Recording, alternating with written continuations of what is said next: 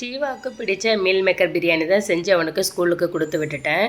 கணவனே கண் கொண்ட தெய்வம், மணாளனே மங்கையன் பாக்கியம். இதுக்கான அர்த்தம் என்னன்னு தெரிஞ்சால் மறக்காமல் கமெண்ட் பண்ணுங்கள். எனக்கு தெரிஞ்சதை நான் ஷேர் பண்ணுறேன். பொதுவாகவே பெண்ணை பொறுத்த வரைக்கும் எல்லா கஷ்ட நஷ்டங்கள், பிடிச்சது பிடிக்காதது, அவங்க வீட்டை சார்ந்தது, ஒரு உதாரணத்துக்கு சொல்லணும்னா வேலைக்கு போகிறேன்னு சொல்லி பெண்கள் கேட்டாங்கன்னா கண்டிப்பாக கட்டாயமாக சப்போர்ட் பண்ணுங்கள். எல்லா விதத்துலேயும் பெண்களுக்கு சப்போர்ட்டாக இருந்தாலே அந்த ஆண் பெண்களுக்கு சாமியாக தெரிவாங்க. கட்டின புருஷன் தெய்வம்னு சொல்கிறது இதுக்கு தான். எல்லாத்துலேயும் எல்லா நேரங்களையும் சுச்சுவேஷன்லையும் எங்கேயும் விட்டு கொடுக்காமல் இருக்கணும். அப்படி இருந்தாலே போதும் அந்த மனைவிக்கு பார்த்தீங்கன்னா அவங்க எப்பயுமே கடவுளாக தான் தெரிவாங்க. அதுக்காக தான் புருஷனை சாமியாக மதிக்கணும்னு சொல்ல வர்றது. அதுக்காக வருமானமே இல்லாமல் புருஷனை கடனில் கொண்டு விட்டுறாதீங்க. உங்களுக்கு தெரியலைங்களா வீட்டுடைய நடப்பு எப்படி, உங்களுக்கு பிடிச்சது என்ன செய்யணும் என்ன செய்யக்கூடாது அப்படிங்கிறத பார்த்து பக்குவமாக செய்கிறது தான் ஒரு பெண்ணுடைய வேலையாக இருக்கணும்.